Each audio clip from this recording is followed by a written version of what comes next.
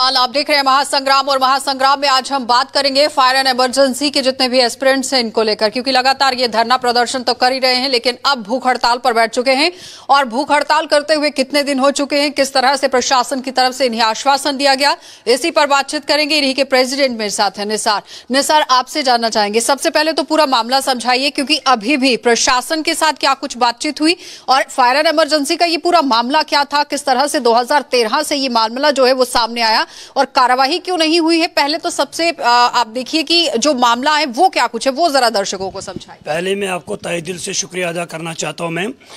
बिल्कुल मैम, हम यहाँ पे आज जम्मू में हो गए, हमें आज 11 दिन यहाँ पे हंगर स्ट्राइक पे जम्मू और कश्मीर से सारे बच्चे यहाँ पे आए महाराजा हरि सिंह पार्क के बाहर। रही बात इस रिक्रूटमेंट के, 2013 में हमने फार्म लगवाए हैं, उसके बाद रिजल्ट सामने आना था तो उस वक्त ये कोर्ट में केस चला गया तो गवर्नमेंट ने इसको स्क्रैप कर दिया, इसमें धांधली पाई बड़े पैमाने की। तो उसके बाद ये सिलसिला जारी रहा 2018 में। तो 2018 में भी फिर हमने पहले फिजिकल दिया, आफ्टर दैट हमने रिटर्न दिया, तो उसमें बहुत बड़ी धांधली, पेपर लीकेज का मसला, तो फिर से कास्ट स्क्रैप हुआ है। तो उसके बाद ये 2020 में फिर से हमने रिटर्न दे दिया। 6,928 कैंडिडेट थे जिन्होंने फिजिकल क्वालिफाई किया, तो उसके बाद तो उन्होंने बैकडोर एंट्री वहां पे लाई है, तो रिटर्न में 7,003 एस्पिरेंट्स आए हैं। How it is possible? हम यही कहना चाहते हैं, आपके चैनल के माध्यम से ये बात गवर्नर तक पहुंचाना चाहते हैं। गवर्नर साहब, अगर आपने रिसेंटली एक स्टेटमेंट दे दिया, आपने कहा जब से मैं जम्मू कश्मीर यूटी का एलजी बना हूं, अगर मेरे संज्ञान में कोई भी भ्रष्टाचार हुआ तो मैं यहाँ जम्मू कश्मीर छोड़ दूंगा, यूपी चला जाऊंगा। मैं आपके चैनल के माध्यम से ये बात गवर्नर साहब को याद दिलाना चाहता हूँ। गवर्नर साहब, जब आप और मेरा मुलाकात हुआ राजभवन जम्मू में, मेरे पास जितने भी एविडेंस सबूत है मैंने आपके पास, आपके हाथ में दे दिए और आपने इसमें कमेटी का आना शुरू किया। और उस कमेटी का जो आपने टाइम पीरियड दिया है 12 दिसंबर से लेकर 12 जनवरी तक, अनफॉर्चुनेटली ये कहना पड़ता है चौथा महीना चल रहा है, कमेटी टस से मस नहीं हो रही है। ये वही कमेटी है जो PFAA जल शक्ति और PSI में बिठाई गई। उन्होंने वहां पे, उसी कमेटी ने 40 दिन के बाद वहां पे रिपोर्ट सबमिट किया है, लेकिन यहां पे चौथा महीना चल रहा है लेकिन कमेटी ने अभी तक रिपोर्ट सबमिट नहीं किया। मतलब सवाल यहां पर ये उठ रहा है कि दिसंबर में LG के साथ इनकी मीटिंग होती है, उन्होंने कहा कि 1 महीने में आपका ये पूरा मामला सुलझा दिया जाएगा, लेकिन उसके बावजूद भी अभी 4 महीने से भी ऊपर का समय हो गया है। कुछ सबूत लेकर ये लोग आए हैं, वो दिखाना चाहेंगे क्या कुछ ये सबूत थे, किस तरह से ये पूरा घोटाला सामने आया। और इससे पहले आम आदमी पार्टी की तरफ से भी एक बड़ा आरोप जो है वो लगाया गया था कि फायर एंड इमरजेंसी के अंदर बड़ा घोटाला हुआ है, जिसमें कुछ फोटोग्राफ सामने आए थे, कुछ डिटेल्स सामने आई थी, अकाउंट के अंदर जो पैसा है वो ट्रांसफर किया गया था, बहुत सी ऐसी डिटेल्स थी। जी मैम, ये तो फैमिली स्कैम है, मेरे हाथ में मैम ये दे सकती मैम, आप ये देख सकती हो, एक ही परिवार के 9 लगे हुए हैं, एक ही बाप के 5 बेटे लगे हुए, एक ही डिस्ट्रिक्ट के 150 बंदे लगे हो, एक ही गांव के 30 बंदे लगे हुए। यहाँ पे देख सकती हो, गुलाम मोहम्मद डार, गुलाम मोहम्मद डार, गुलाम मोहम्मद डार, गुलाम मोहम्मद डार, गुलाम मोहम्मद डार, गुलाम मोहम्मद डार। यहाँ पे एक ही फैमिली के 9 बंदे लगे हुए हैं। ये खाली फैमिली स्कैम है। अगर हम PSI की बात करें, FAA की बात करें, जल शक्ति की बात करें, वो शक के बुनियाद पे काश किया गया। जो CBI का काम था, एंटी करप्शन वालों का काम था, वो हम खुद एस्पिरेंटों ने वो काम किया है। इसमें जो फैमिली 72 फैमिली इसमें लगे हुए हैं, आप ये देख सकती हो मैम। और विटनेस भी सामने आ गए इन फ्रंट ऑफ जम्मू में, वो सजा भुगतने के लिए भी तैयार है। मैंने वो आई विटनेस, वो गवर्नर साहब के पास भी आया और उसने कहा कि मुझे थ्रेट्स आ रही है। अगर जितने भी हमारे पास एविडेंस सबूत है वो तो हमने हैंड ओवर किया LG साहब को।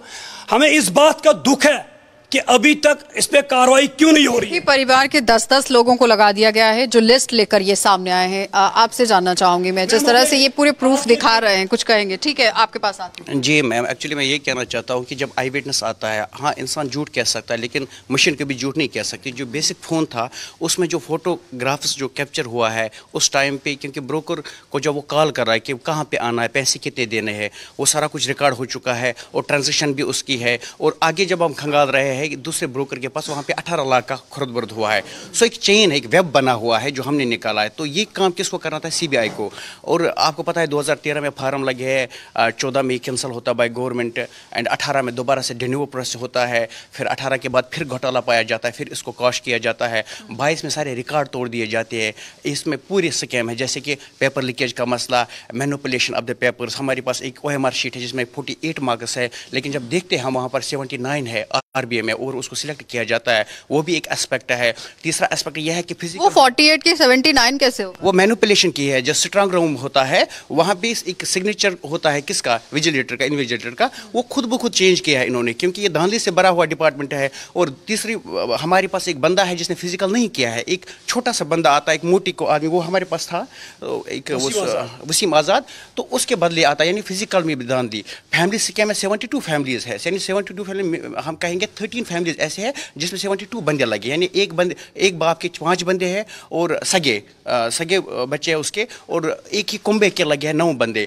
और फिर 3-4 वो अभी आपको दिखा देंगे हम। यहाँ पे 72 फैमिलीज है। ये देखो, अगर हम इसको काउंटिंग में लेंगे तो ये पूरा का पूरा जो आता है, ये कुछ 3 पेपर्स हैं, इसको देखिए आप। तो ये सारा का सारा जो है मामला है, ये ओपन एंड क्रिस्टल क्लियर है before the every person of the every citizen of the J&K कि ये ओपन स्कैम है। मैं क्या क्रिस्टल क्लियर सब कुछ है, तो फिर अभी तक कार्रवाई क्यों नहीं हुई है, ये सवाल है जी। अभी तक कार्रवाई क्यों नहीं हुआ? अगर 3 मेंबर की कमेटी बिठाई गई थी 1 महीने के लिए, मैम, उनको 1 महीने के अंदर अंदर रिपोर्ट देना था। ये जेएडी की तरफ से ऑर्डर था, ठीक है। 4 महीने लग जाते हैं। अगर 4 महीने इनको लगाने ही थे, 5 महीने इनको लगाने थे, तो पहले ऑर्डर निकालना था, नोटिस निकालनी थी, पब्लिक नोटिस निकालनी थी, बोलनी थी हाँ भाई 6 महीने लगेंगे या 4 महीने लगेंगे। लेकिन कहीं ना कहीं अगर एडमिनिस्ट्रेशन इसमें फेल नज़र आती हुई नज़र आ रही है, तो हम इतनी सारी एस्पिरेंट्स, जैसे कि हमारी मांग पहले भी थी, हम एस्पिरेंट्स को ये सौंप दिया जाए, सीबीआई के साथ काम करने का मौका दिया जाए, ताकि हम इस रिकॉर्ड को खुद खंगाले। हम दूध का दूध और पानी का पानी खुद। जैसे कमेटी जब बनाई गई है तो कमेटी का एक हेड होता है, क्या उस हेड से अभी तक बात हुई है? वो किस नतीजे पर पहुंचे? जी मैम, जहाँ तक बात है आर.के. गोयल साहब की, वो कमेटी के हेड हैं, उनसे हमारी बार बार बात हुई है, उनके साथ हम बार बार मिले भी हैं, लेकिन वो सिर्फ आश्वासन देते हैं कि हाँ आने वाले समय में हो जाएगा, कि जल्दी आपका जो है यहाँ पर रिजल्ट आ जाएगा, थोड़ा काम हो गया, थोड़ा बाकी है। लेकिन यहाँ तक हमने इनको प्रूफ दे रखे थे, स्टार्टिंग से लेकर अभी तक की अगर बात करें तो हमने इनको सारे के सारे प्रूफ दे दिए थे, जो कि इन्होंने सिर्फ वेरीफाई करना था। उसमें जैसे कि ब्लड रिलेशन वाले